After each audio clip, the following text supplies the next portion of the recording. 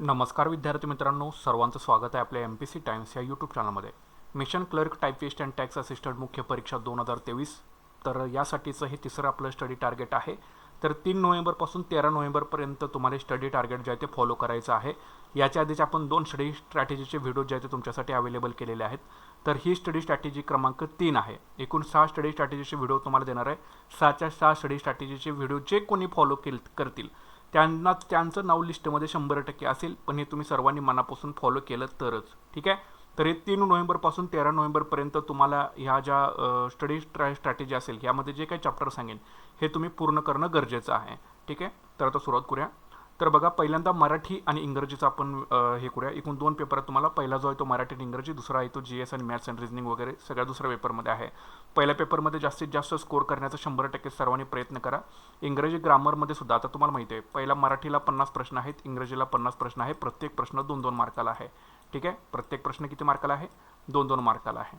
तर म्हणजे हा 100 पैकी आणि इंग्रजी 100 पैकी. ठीक आहे. म्हणजे एकूण 200 गुणांचा हा पहिला पेपर आहे. तर पहिल्या पेपरमध्येच तुम्ही जास्तीत जास्त स्कोर खेचण्याचा प्रयत्न करा. मराठीमध्ये 40+ तुमचा स्कोर हा व्हायलाच पाहिजे आणि इंग्रजीमध्ये कमीत कमी 25+ ते 30+ तुमचा स्कोर जो आहे हा 100% व्हायला पाहिजे, म्हणजे तुम्हाला जास्त काही टेन्शन येणार नाही. ठीक आहे. तर मराठी व्याकरणसाठी तुमच्याकडे मोरा वाळिंबे आणि बाळासाहेब शिंदेंचं पुस्तक तुमच्याकडे असणं गरजेचं आहे आणि इंग्रजी व्याकरणासाठी बाळासाहेब शिंदे आणि पाल आणि सुरीचं पुस्तक तुमच्याकडे असणे गरजेचं आहे. प्लस आयोगाच्या झालेल्या ज्या काही प्रिव्हियस इयरचे क्वेश्चन पेपर्स आहेत मराठी आणि इंग्रजीचे, ठीक आहे, चॅप्टर वाईज कंपायलेशन ज्या पुस्तकामध्ये आहे, असे एक 0 एररचं पुस्तक मार्केटमध्ये अवेलेबल आहे. प्लस बाळासाहेब शिंदेचं पुस्तक मार्केटमध्ये अवेलेबल आहे. या दोघांमधलं कुठलीही एक तुमच्याकडे पुस्तक अवेलेबल असणं हे गरजेचं आहे. ठीक आहे. तर आता सुरुवात करूया. तर बघा, मराठीसाठी तुम्हाला काय करायचं आहे, 3 नोव्हेंबरपासून 13 नोव्हेंबरपर्यंत. तर विभक्ती, सर्वनामे आणि सामान्य रूप हे जे 3 चॅप्टर्स आहेत, हे 3 चॅप्टर परफेक्टरित्या करून घ्या. पहिल्यांदा आधी नियम वाचा. नियम जर मोरा वाळिंबेमधले वाचले तर छान होईल तुम्हाला. मोरा वाळिंबेमधूनच नियम वाचा आणि प्लस जे क्वेश्चन आन्सर आहेत ते बाळासाहेब शिंदेमधून करा. ठीक आहे. म्हणजे तुमचे तिन्हीच्या तिन्ही चॅप्टर्स व्यवस्थितरित्या होऊन जाईल. विभक्ती, सर्वनामे आणि सामान्य रूप यासाठी संदर्भ पुस्तकं मोरा वाळिंबेमधून नियम सगळे करून घ्या आणि बाळासाहेब शिंदेमध्ये सगळे क्वेश्चन आन्सर जे झालेले आहेत, प्रिव्हियस इयरचे क्वेश्चन पेपरसुद्धा MPSCचे तुम्हाला ह्या चॅप्टरवरचे जास्तीत जास्त प्रॅक्टिस याची करून घ्या. ठीक आहे. तर हे 3 चॅप्टर्स तुमचं टार्गेट राहील आणि प्लस तुम्हाला मी शब्दसंग्रह करायला सांगितलेला आहे. आधी पहिल्या दिवसापासूनच तुम्हाला शब्दसंग्रह करायला सांगितलं आहे की दररोज तुम्हाला 10-10 शब्द जे आहेत ते पाठ करायचे आहेत. 10 शब्द समानार्थी, 10 म्हणी आणि 10 वाक्प्रचार डेलीच्या डेली तुम्हाला पाठ हे कंटिन्युअसली करायचं आहे. तरच तुमचा मराठीमध्ये स्कोर जो आहे तो चांगल्या प्रकारे होऊ शकेल. ठीक आहे. तर हे तुमचं मराठीचं टार्गेट आहे. त्याच्यानंतर इंग्रजीचं टार्गेट बघा. इंग्रजीसाठी तुम्हाला direct and indirect speech, degree आणि आर्टिकल्स हे 3 चॅप्टरचं तुमचं टार्गेट राहील 3 नोव्हेंबरपासून 13 नोव्हेंबरपर्यंत. ओके. 3 नोव्हेंबरपासून 13 नोव्हेंबरपर्यंत हे 3 चॅप्टर्स कसल्याही परिस्थितीमध्ये व्यवस्थितरित्या करून घ्या. डायरेक्ट इनडायरेक्ट स्पीच, डिग्री आणि आर्टिकल. जर तुम्हाला नियम वाचून पुस्तकातले समजत नसतील तर डायरेक्ट क्वेश्चन आन्सरच्या माध्यमातून जे सोल्युशन दिलेलं असतं खालील, ठीक आहे, जे सोल्युशन दिलेलं आहे ते एक्झॅक्टली तिथं कुठला नियम वापरून ते सोल्युशन दिलेलं आहे किंवा काढलेलं आहे याचा तुम्हाला ताळमेळ जो आहे तो साधता यायला पाहिजे, म्हणजे तुमचा अभ्यासक्रम अतिशय सुंदर पद्धतीनं होऊन जाईल. यासाठीच तुम्हाला सांगितलं की तुमच्याकडं आयोगाचे झालेले क्वेश्चन पेपरचं ॲनालिसिस त्यासाठी 0 एरर किंवा बाळासाहेब शिंदेंचं पुस्तक असणं तुमच्याकडे गरजेचं आहे विश्लेषणाचं. ठीक आहे. प्लस क्वेश्चन आन्सरचं असेल तरीसुद्धा चालेल, प्लस विश्लेषणाचं जर असेल तर चांगलं होऊन जाईल, कारण त्याच्यामध्ये शेवटी तुम्हाला ते विश्लेषण कुठला नियम वापरून आणि ते का उत्तर आलेलं आहे हे तुम्हाला तिथं सांगितलेलं असतं. त्याच्यामुळं ते पुस्तक जर तुमच्याकडे अवेलेबल असेल ते करून घ्या. क्वेश्चन आन्सरच्या माध्यमातून गेला तर तुमचा कॉन्फिडन्स लेवल, आत्मविश्वास नक्कीच वाढलेला जाईल. त्याच्यामुळे हे 3 चॅप्टर्स करून घ्या. डायरेक्ट इनडायरेक्ट स्पीच, डिग्री आणि आर्टिकल. संदर्भ पुस्तकं बाळासाहेब शिंदे आणि पाल अँड सुरीमधली जी व्होकॅब्युलरी शेवटी दिलेली आहे ना, ती व्होकॅब्युलरी चांगली करून घ्या. ठीक आहे. प्लस क्वेश्चन आन्सरची प्रॅक्टिससुद्धा इथे करून घ्या. डायरेक्टली कधी कधी प्रश्न यामधले सुद्धा येऊन जातात. प्लस तुम्हाला व्होकॅब्युलरी करायला सांगितलेलं आहे. पाल अँड सुरीची सगळ्यात छोटी व्होकॅब्युलरी दिली आहे ती पाठ करून ठेवा. बाळासाहेब शिंदे पुस्तकातली व्होकॅब्युलरी पाठ करून ठेवा. आयोगाचे झालेले जे काही पेपर्स असेल त्याच्यामध्ये जे काही व्होकॅब्युलरी आजपर्यंत विचारलेली असेल ती सगळी पाठ करून ठेवा. दररोज 10 समानार्थी शब्द, 10 फ्रेजेस, 10 इडियम्स आणि फ्रेजेस, वाक्प्रचारांना म्हणी आणि दररोज 10 1 वर्ड सबस्टिट्यूशन तुम्हाला मी आधीपासूनच करायला सांगितलेलं आहे. आय होप तुम्ही फॉलो करत असाल. ठीक आहे. तर व्होकॅब्युलरीला सुद्धा अजिबात कमी लेखू नका, कारण जर 50 प्रश्न असतील तर 5 प्रश्न हे तुम्हाला पॅसेजवरचे असतील आणि कमीत कमी 8 प्रश्न, 7 ते 8 प्रश्न हे तुम्हाला व्होकॅब्युलरीवरती दिसू शकतात. तर इथं जवळपास 7 दुनी 14 म्हणजे 8 दुनी 16 म्हणजे 15 मार्कची व्होकॅब्युलरी जी आहे हे तुम्हाला दिसू शकते आणि जर याच्यापेक्षा जास्त विचारलं तर हे 20 पर्यंत जाऊ शकतं. ठीक आहे. त्याच्यामुळे यांना सुद्धा कमी लेखून चालणार नाही. 1-1 मार्क आपल्याला परीक्षेमध्ये महत्त्वाचा असतो. त्याच्यानंतर गणित आणि बुद्धिमत्ता. तर गणितासाठी जो आहे तुम्हाला काय करायचं आहे, नाव आणि प्रवाह, लसावी आणि मसावी. ठीक आहे. तर हे आपण मला वाटते मे बी पाठीमागच्याच लेक्चरमध्ये आपण हे जे आहेत त्या गोष्टी ह्या घेतलेल्या आहेत. ओके, पाठीमागच्या लेक्चरमध्ये आपण हे 2 चॅप्टर घेतलेले. तर इथं तुम्हाला दुसरे 2 चॅप्टर सांगतो. तर इथं तुम्हाला कुठलेही 2 चॅप्टर जे आहेत ते करायचे आहेत. तर इथं तुम्हाला सरासरी आणि शेकडेवारी हे 2 चॅप्टर्स करून घ्या. ठीक आहे. सरासरी आणि शेकडेवारी इथं चेंज करायचं राहिलं. सरासरी आणि शेकडेवारी हे 2 चॅप्टर गणिताचे तुम्ही करून घ्यायचे. सरासरी आणि शेकडेवारी. ठीक आहे. म्हणजे ॲव्हरेज आणि पर्सेंटेज हे 2 चॅप्टर तुमचं गणिताचं टार्गेट राहील. हे तुम्ही ऑलरेडी पाठीमागच्या स्टडी स्ट्रॅटेजीच्या व्हिडिओमध्ये बघितलेलं आहे. तर आता यावेळी तुम्हाला सरासरी आणि शेकडेवारी हे 2 चॅप्टर्स तुम्हाला 13 नोव्हेंबरपर्यंत करून घ्यायचे. आणि बुद्धिमत्तेसाठी रांगेतील क्रमांक आणि बैठक व्यवस्था हे 2 चॅप्टर्स तुम्हाला करून घ्यायचे. ठीक आहे. प्रत्येक टाईपचे 5-5 एक्झाम्पल सोडवून घ्या, म्हणजे तुम्हाला इथं फारसं काही लोड येणार नाही. ह्याच्यामध्ये सचिन ढवळे आणि संदीप आरगडेंचं पुस्तक तुम्हाला इथं वापरायचं आहे. कुठलंही पुस्तक जे तुम्हाला सोपं वाटतं ते या चॅप्टरसाठी वापरू शकता. हे झालं गणित आणि बुद्धिमत्ताचं टार्गेट. त्याच्यानंतर तुम्हाला माहितीचा अधिकार अधिनियम 2005 आहे ॲज अपडेटेड, आणि महाराष्ट्र लोकसेवा हक्क अधिनियम 2015 आहे. ठीक आहे. तर हे जे दोन्हीच्या दोन्ही जे नियम आहेत किंवा अधिनियम आहेत हे फार सुंदर पद्धतीने गेले तर तुमचा एकही मार्क ह्यामधला जात नाही, कारण हे सगळे सायंटिफिक आहेत. लक्षात ठेवा. भले 3 ते 5 मार्काला जरी तुम्हाला हे विचारलं, 3 ते 5 क्वेश्चन जरी तुम्हाला विचारले, म्हणजे 2 मार्कला जरी विचारलं, तर याचं वेटेज जवळपास 6 ते 10 मार्कचं याचं वेटेज जे आहे हे तुमचं होऊन जाईल. ठीक आहे. आणि ते तुम्हाला फिक्स मिळवता येतील. म्हणजे जे मार्क्स फिक्स मिळवता येतात ना ते चॅप्टर चांगले करून ठेवा. आणि तुम्हाला मी काय सांगितले की दररोज 10 मिनटं वाचा, दररोज 10-10 मिनटं वाचा. तुमचं टाइम टेबल 24 तास आहेत तुमच्याकडे अवेलेबल. 24 तासामधले तुम्ही 10 मिनटं महाराष्ट्र लोकसेवा हक्क अधिनियमाला आणि माहितीच्या अधिकार हक्क नियमाला देऊ शकत नाही का? तर नक्कीच तुम्ही देऊ शकता. पण हे केलं तर होईल, नाही नुसतं विचार करत बसला तर ते नाही होणार. ह्याला तुम्ही ऑप्शनला टाकला, हातातले तुमच्या हकनाक मार्क जातील. त्याच्यामुळे हातातले मार्क अजिबात घालवू नका. अतिशय सोपे आहेत, जास्त मोठे नाही. 3 ते 4 पेजेसचेच हे नियम आहेत सगळे, दोन्हीसुद्धा. त्याच्यामुळे व्यवस्थित करून घ्या, पाठ करून घ्या. कसलाही प्रश्न विचारला तर तुम्हाला यायला पाहिजे. आता तुमच्याकडे कुठलेही पुस्तक याच्यासाठी असेल तरी सुद्धा चालेल. हे तुम्हाला 16 डिसेंबर 2023 पर्यंत कंटिन्युअसली न्यायचं आहे. तर किशोर लोटेचं पुस्तक, आमिर शेखचं पुस्तक, कुठलंही तुमच्याकडे जे असेल या कायद्यासाठीचं पुस्तक, कारण नियम कायदे काही बदलत नाहीत, कुठलेही वापरा, काही सुद्धा फरक पडत नाही आहे. प्लस डेली 10 ते 15 प्रश्न MCQचे ह्या नियमावरचे नक्कीच तुम्ही सोडवा. तुम्हाला निश्चितच याचा फायदा जो आहे तो होऊन जाईल. तर दररोज 10-10 मिनिटे तुम्हाला करायचे, 16 डिसेंबरपर्यंत करायचं आहे. ठीक आहे. त्याच्यानंतर पुढं भारतीय राज्यव्यवस्था. भारतीय राज्यव्यवस्थेमध्ये मुख्यमंत्री आणि मंत्रिमंडळ, विधानसभा, विधान परिषद आणि विधी समित्या हे चॅप्टर्स वाचून घ्या. ठीक आहे. जे सिलेबसमध्ये आधी चॅप्टर दिलेले आहेत ते सगळे आपल्याला करायचे आहेत. ते स्मार्ट प्लॅन असतो तो. ठीक आहे.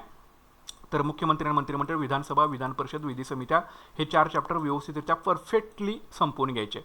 यासाठी रंजन कोळंबे, एम लक्ष्मीकांत आणि आयोगाचे झालेले पेपर, सगळे क्वेश्चन पेपर आणि त्याच्यावरचे कशा प्रकारे आयोगाने चॅप्टरवरती प्रश्न विचारलेत सगळे डिटेलमध्ये वाचून घेणं गरजेचं आहे. तरी तुमचं टार्गेट राहील.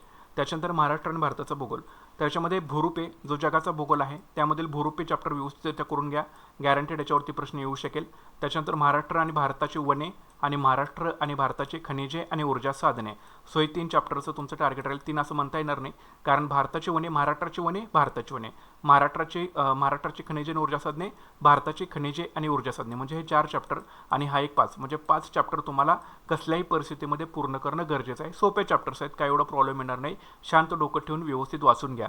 महाराष्ट्राच्या भूगोलासाठी AB सौदी, कोळंबे किंवा दीपस्तंभमधलं कुठलंही एक पुस्तक वापरा. भारताच्या भूगोलासाठी कोळंबे किंवा दीपस्तंभमधलं कुठलं एक पुस्तक वापरा. आणि जगाच्या भूगोलासाठी AB सौदींचंच पुस्तक वापरा भूरूपासाठी. ठीक आहे. तरी व्यवस्थितरित्या केलं यातले मार्क्स तुम्हाला दिसून जातील, कारण आपल्याला सिलेबसमध्ये चॅप्टर दिलेले आहेत. त्याच्यामुळे चॅप्टर करणं फार गरजेचं आहे, लक्षात ठेवा. ठीक आहे. त्याच्यामुळे करून घ्या. भारताच्या भूगोलामधले आणि पॉलिटीचे आणि कायद्याचे कुठलेही मार्क्स हातामधले जाता कामा नये तुमच्या, व्यवस्थितरित्या करून घ्यायचं. ठीक आहे. त्याच्यानंतर अर्थव्यवस्थामध्ये बघा, अर्थव्यवस्था व नियोजन विकास विषयक अर्थशास्त्र, याच्यामध्ये एकूण 3 चॅप्टर्स तुम्हाला करायचे आहेत. एक म्हणजे सहकार चळवळ, दुसरा आहे ते सेवा क्षेत्र, तिसरा आहे ते पायाभूत संरचना विकास. सहकार चळवळ, सेवा क्षेत्र आणि पायाभूत संरचना विकास हे 3 चॅप्टरचं तुमचं टार्गेट राहील. कशातून करणार? रंजन कोळंबे, किरण देसलेंचा भाग 1 आणि MPSCचे प्रिव्हियस इयरचे क्वेश्चन पेपर या चॅप्टरवरती कशा प्रकारे प्रश्न विचारलेले आहेत बघा आणि व्यवस्थितरित्या करून घ्या. सहकार चळवळ, सेवा क्षेत्र, पायाभूत संरचनांचा विकास. ठीक आहे. अजिबात मिस आउट करू नका. कधी कधी डायरेक्ट स्ट्रेट फॉरवर्ड प्रश्न तुम्हाला दिसतील, रंजन कोळंबेमधले दिसतील किंवा किरण देसलेंच्या भाग 1 मधले दिसतील. सेवा क्षेत्र असेल किंवा पायाभूत संरचना विकास असेल, याच्यामधल्या ज्या काही स्कीम्स आहेत, योजना ज्या आहेत, ह्या परफेक्टरित्या तोंडपाठ करून ठेवा. कधी कधी डायरेक्टच प्रश्न तुम्हाला डायरेक्टली विचारतात. ठीक आहे. कुठलाही मिस आउट करू नका. 3च्या 3 चॅप्टर व्यवस्थितरित्या करून घ्या. एक मार्क महत्त्वाचा आहे. तर हे इकॉनॉमिकचं टार्गेट आहे. त्याच्यानंतर इतिहासासाठी तुम्हाला मी सांगितले की रोज एक समाजसुधारक न चुकता तुम्हाला वाचायचा आहे. समाजसुधारक कशातून करणार? अनिल काटरेमध्ये जे काही समाजसुधारक दिलेले असेल ते आधी करून घ्या. गाठाळमध्ये जे काही समाजसुधारक दिलेले असेल ते एक आधी सगळे करून घ्यायचे आहेत. आणि बाकीचे तर तुमचे जे महत्त्वाचे व्यक्ती वगैरे असतील ते चॅप्टर करताना व्यवस्थितरित्या तुमचे होऊन जातात. ठीक आहे. तर एक एक समाजसुधारक न चुकता डेली करायचं आहे, तुम्हाला ऑलरेडी सांगितलेलं आहे. आता तुम्हाला नवीन भूधारण पद्धती, भूराजस्व धोरण किंवा जमीनदारी पद्धती, वर्तमानपत्रे आणि शिक्षण हे 3 चॅप्टरचं हिस्ट्रीचं तुमचं टार्गेट आहे. तर तिन्हीच्या तिन्ही व्यवस्थित करून घ्या. कशातून करणार? समाधान महाजनचं पुस्तक आणि महाराष्ट्र चित्रशाला, अनिल कठारे आणि गाठाळ्यांचं पुस्तक, यामधून तिन्हीच्या तिन्ही चॅप्टर्स परफेक्टरित्या करून घ्यायचे आहेत तुम्ही. ठीक आहे. आणि प्लस रोज एक न चुकता समाजसुधारक करायचं आहे. हे पहिल्या स्टडी स्ट्रॅटेजीपासून सांगत आलो आहे. जे कोणी फॉलो करत असतील त्यांनी बऱ्यापैकी हे संपवलेलं असेल. त्याच्यानंतर सामान्य विज्ञान आणि तंत्रज्ञान हा विषय तुम्हाला भौतिकशास्त्रमध्ये म्हणजे फिजिक्समध्ये दाब आणि गुरुत्वाकर्षण हे 2 चॅप्टरचं टार्गेट राहील. रसायनशास्त्रामध्ये दैनंदिन जीवनातील रसायनशास्त्र, धातू आणि अधातू हे 2 चॅप्टरचं टार्गेट राहील.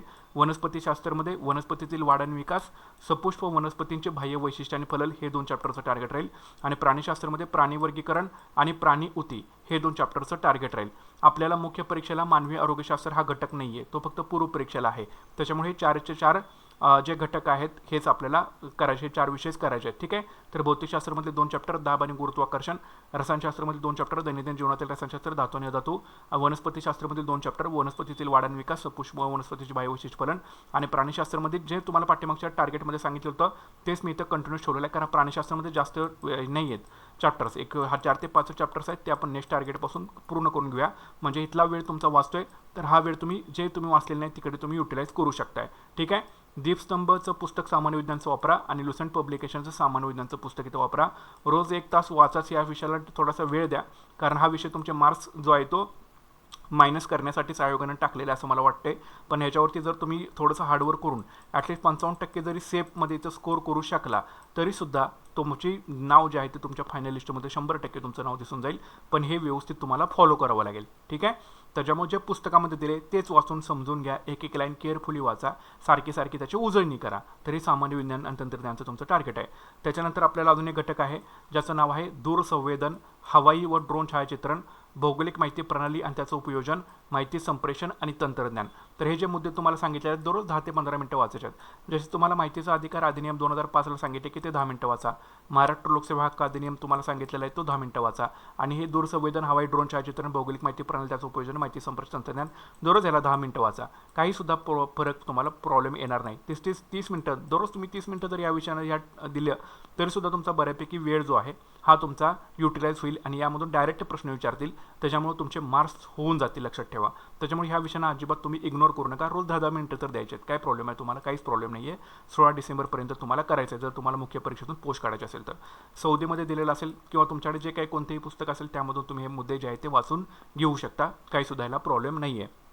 ओके. चालू घडामोडी ज्या आहेत त्या चालू घडामोडी तुम्हाला मे आणि जून 2023च्या करायच्या आहेत. मे आणि जून 2023च्या ह्या 13 नोव्हेंबरपर्यंत तुम्हाला वाचून घ्यावे लागतील ॲट एनी कॉस्ट. आपल्याकडे दुसरा कुठलाही अल्टरनेटिव्ह नाही. 8 ते 9 तास इथून पुढे तुमचा अभ्यास व्हायलाच पाहिजे, तरच मुख्य परीक्षेचा अभ्यासक्रम तुमचा क्लिअर होईल. कारण वर्षभर आपण काही केलेलं नसतं आणि अचानक एकदम तोंडावरती पडल्या मग असं तोंडावर पडतो. तर यासाठी तुम्हाला सांगत असतो की डेलीच्या डेली करा, रेग्युलरली करा अभ्यास, काहीसुद्धा प्रॉब्लेम येणार नाही. पण ठीक आहे, आता थोडंसं तुम्हाला स्मार्ट वर्क सांगतोय कसं करायचं आहे. तर हे मे आणि जून 2023चं करून घ्या. करंट अफेअर्स, परिक्रमाचं मॅगझिन आणि सिम्प्लिफाईडचं चालू घडामोडीचे पुस्तक हे तुमचं टार्गेट असू दे. तर हे दोन्ही पुस्तकातून मे आणि जून 2023चे करंट अफेअर्स व्यवस्थित वाचून घ्या. ठीक आहे. तर हे अशा प्रकारचं टार्गेट आहे. हे तुम्हाला 13 नोव्हेंबरपर्यंत पूर्ण करायचं आहे. कसल्याही परिस्थितीमध्ये 13 नोव्हेंबरपर्यंत हे तिसरं टार्गेट राहील.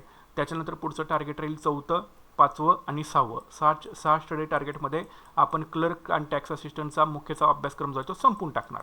ठीक आहे. तर जे कोणी मनापासून फॉलो करत असेल पहिल्यापासून त्यांना निश्चितच यश मिळेल परीक्षेमध्ये. आणि जे आता मधूनच आता तुम्हाला वाटते की हे करावं, तर आता शक्य नाही होणार तुम्हाला. तुम्ही तुमच्या पद्धतीने स्टडी जो आहे तो तुम्ही करू शकता, कारण ऑलरेडी 2 टार्गेट आपण संपवले, तिसरं टार्गेट सुरू आहे. ओके. तर सर्वांनी केअरफुली फॉलो करून घ्या. 40% अभ्यासक्रम तुमचा पूर्ण झाला आणि याच्या ह्या स्ट्रॅटेजीसोबतच तुमचा 60% तुमचे वाटचाल पूर्ण होईल. नंतर 80% आणि 100% विषय संपून जाईल. डायरेक्ट तुम्हाला एक एक्झाम तुमची क्रॅक होऊ शकेल. पण हे फॉलो केलं तर 100% नक्कीच तुम्हाला यश जे आहे ते परीक्षेमध्ये मिळून जाईल. ठीक आहे. नक्कीच हे फॉलो करा. नक्कीच व्हिडिओला लाईक करा, शेअर करा. चॅनलवरती नवीन असाल तर नक्की चॅनल आपलं सबस्क्राईब करून घ्या. भेटूयात पुढच्या व्हिडिओ सेशनमध्ये. Thanks for watching guys and all the best.